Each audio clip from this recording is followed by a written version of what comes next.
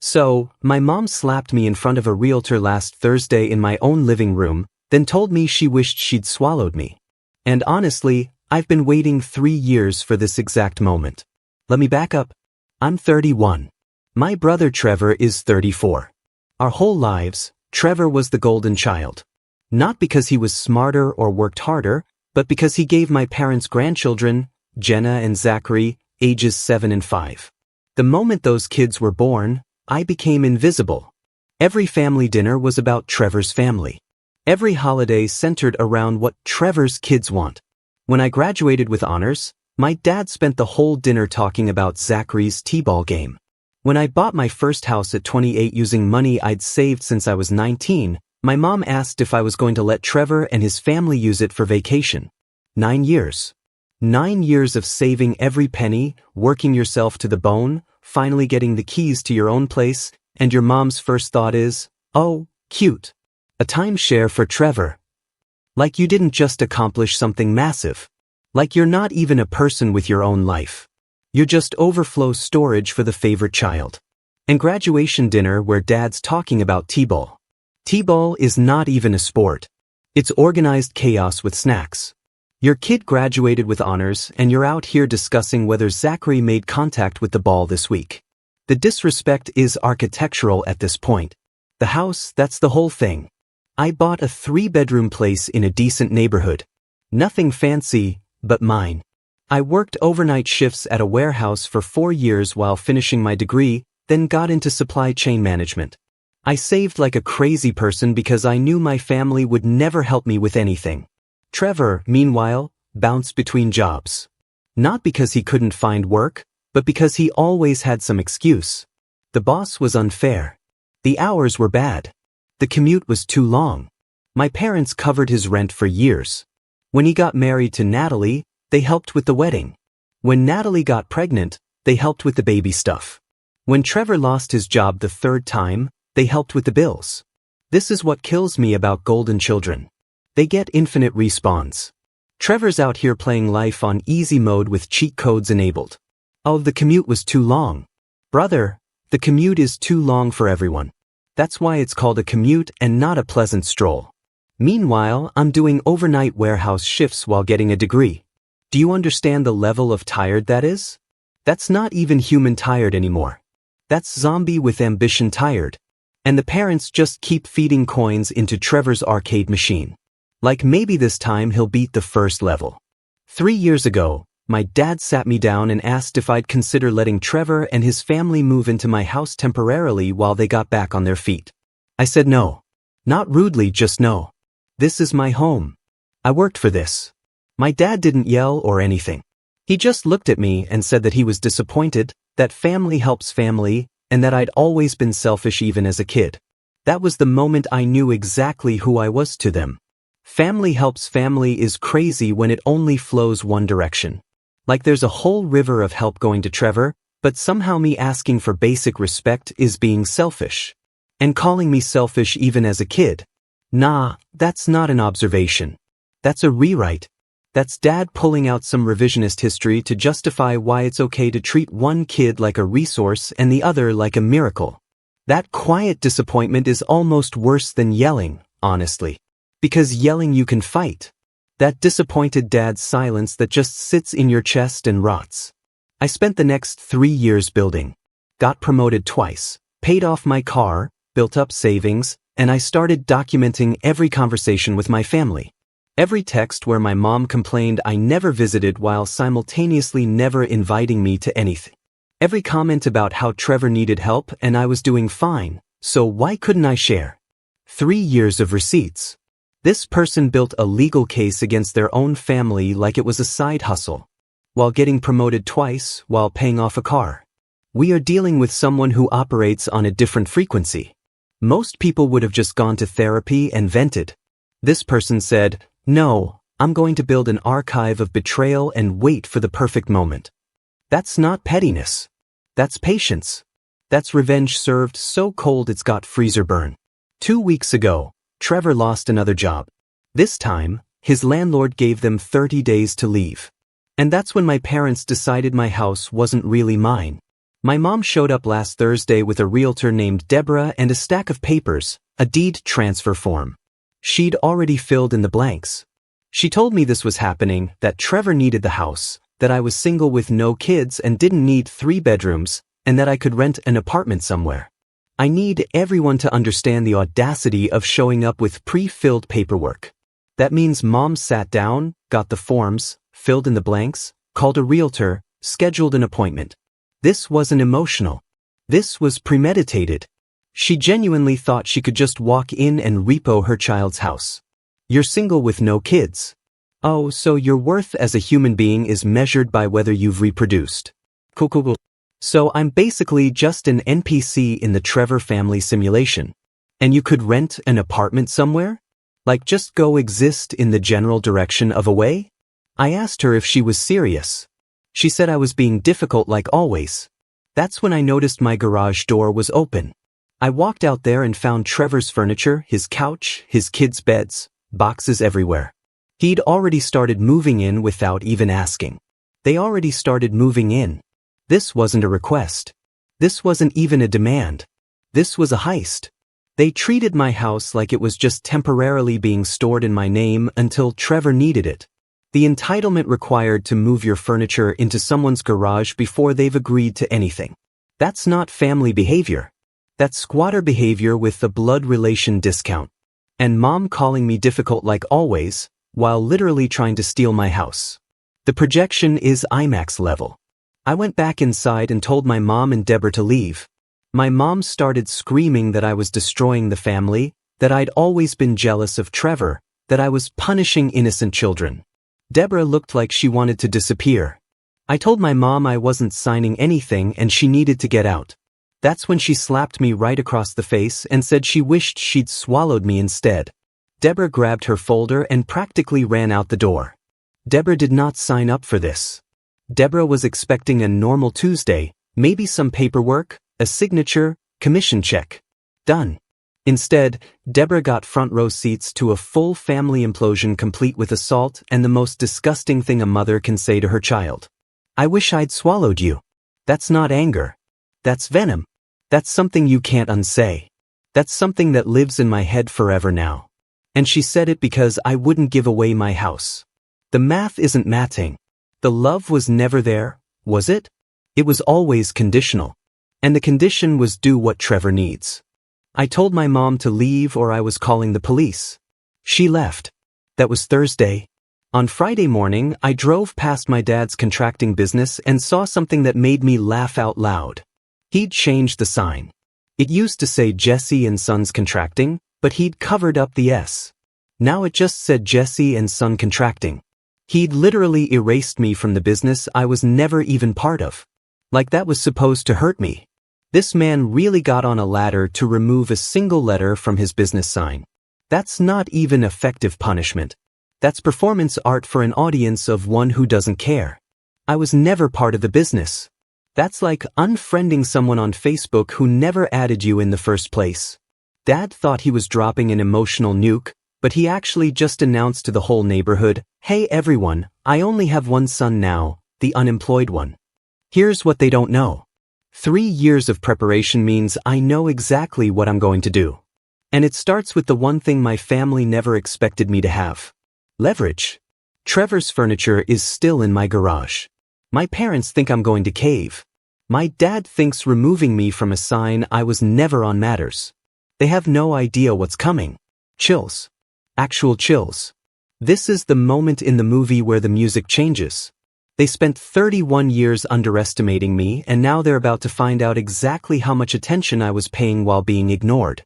You know that feeling when you're playing chess with someone and you suddenly realize they've been setting up a trap for the last 15 moves? That's what's happening here. Except the chess pieces are legal documents and emotional receipts. Update 1. Okay, so a lot happened since Thursday. Buckle up because my family decided to go nuclear. Friday night, Trevor showed up at my door. Not my parents, Trevor himself. This was the conversation I've been waiting 3 years to have. He started with guilt. His kids were going to be homeless. Jenna had been crying about losing her room. Zachary didn't understand why Uncle wouldn't help. He kept saying, We're brothers. We're family. We're supposed to have each other's backs. I let him talk for 10 minutes without interrupting. Then I asked one question. Where was he when I was working overnight shifts for 4 years? Where was he when I was eating rice and beans to save for this house? Where was he when mom and dad paid his rent while I paid my own everything? OP let him cook for 10 minutes. Just let Trevor exhaust his entire guilt playbook. The crying kids, the brotherhood speech, the family obligation monologue, and then dropped one question that dismantled the whole thing. Because that's the thing about guilt trips, right? They only work if the other person actually owes you something. Trevor's out here acting like OP broke some sacred sibling bond when the bond was always just OP giving and Trevor taking rice and beans for years while Trevor got a safety net made of mommy and daddy's wallet. Where was the brotherhood then? Trevor said that was different, that he had kids, that I didn't understand the pressure of being a father. I told him I understood the pressure of being alone while my family treated me like I didn't exist unless they needed something. He tried another approach. Said he'd pay rent. Said he'd only need 6 months. I asked how he'd pay rent without a job. He said he'd find something. I reminded him he'd been saying that for 8 years. That's when he got angry. Said I was always keeping score, always holding grudges. Said mom was right about me being jealous. I told him I wasn't jealous of a 34-year-old man who couldn't keep a job and needed mommy and daddy to bail him out every time. Trevor slammed the door on his way out. You're always keeping score is what people say when the score isn't in their favor. Trevor wants amnesia. He wants a world where the past doesn't count and only his current emergency matters. But life doesn't work like that. You don't get to cash checks at a bank where you've never made a deposit. And the "you're just jealous" card. Jealous of what? Being 34 and unable to adult. Having to bring your kids into every negotiation because you have no other leverage. Saturday morning, I documented everything in my garage with photos. Then I texted Trevor giving him 48 hours to remove his property or I dispose of it as abandoned goods. Completely legal in my state if you follow the right process, which I'd researched extensively. My phone exploded. Mom, Dad, Trevor, Natalie, 3 calls by Saturday night. Of course they did. Meanwhile, the family phone tree activated like it's a national emergency. 53 calls. That's more than one call every 30 minutes. They really thought if they just called enough times, I'd crack. But you can't annoy someone into submission when they've been planning for 3 years. Sunday, my dad showed up, sat in my driveway for 20 minutes before I came outside. He said this was getting out of hand, that family doesn't treat family this way, that I was being vindictive over a misunderstanding. I asked, what misunderstanding? Was it when mom brought a realtor to steal my house? When Trevor moved furniture without permission? When mom slapped me and said she wished I was never born? My dad said I was twisting things. Said mom was emotional, that Trevor was desperate. I told him, desperate people don't bring pre-filled deed transfer paperwork. That takes planning. Desperate people don't bring pre-filled paperwork. Put that on a t-shirt. That one sentence destroyed Dad's entire "it was just emotions" defense. Then I told him something I'd been saving. I knew about the loan. 3 years ago, I'd done digging. My dad co-signed Trevor's apartment lease and had been covering rent differences for years. A cousin who works at the property management company confirmed it. My dad asked how I knew. I told him it didn't matter. What mattered was he'd been propping up Trevor for years while calling me selfish. He'd been lying to everyone about Trevor being independent. He left without another word. Monday, Trevor's 48 hours expired. I hired movers to transport everything to a storage unit rented under Trevor's name. I paid the first month, but the contract is his. After this month, he's responsible. Storage fees here aren't cheap. Calls hit 180 per day by Wednesday. Voicemails ranging from threats to crying. Mom said I was dead to her. Dad said I was destroying his business reputation. Here's the thing. I'm not done. My dad's business has been using my address for licensing purposes for 6 years. He set it up when expanding and needed a secondary location on paper. I just filed paperwork to remove that authorization. More coming. They haven't discovered the storage situation yet. Dad has been using my address for his business license this whole time. So OP was good enough to use as a legal address for 6 years, but not good enough to be on the business sign. The disrespect is so layered. It's like a parfait of betrayal. And now I just pulled that foundation out like a Jenga piece. Update 2. Day 6. Trevor found out about the storage unit. He showed up at my work, waited in the parking lot until my lunch break. I found him leaning against my car, looking like he hadn't slept in days, started yelling before I reached him. Asked what kind of person puts their nephew's beds in storage. Asked if I enjoyed making children suffer. I told him those same beds were for my house that he planned to take without asking. He said that was different. I asked how. He couldn't answer. That was different is not an argument. It's a placeholder for an argument you don't have. Then he switched tactics, started talking about when we were kids, how we shared a room, how I used to look up to him, how we were best friends before I got bitter. I told him I got bitter around the same time he started treating me like an ATM with legs. Trevor said I was exaggerating. Said mom and dad never asked me for money. I reminded him about paying for his kids' school supplies because Trevor was between jobs and covering Jenna's birthday party and the family vacation I funded because I had no kids, so obviously had extra money. He said those were just family helping family. I said family helping family goes both directions. When did anyone help me? When did anyone show up for my graduation, my promotion, my housewarming that nobody came to? The empty housewarming party just broke something in my chest. Imagine buying your first home, this huge life milestone, throwing a party, and nobody shows up. Not your parents, not your brother, nobody.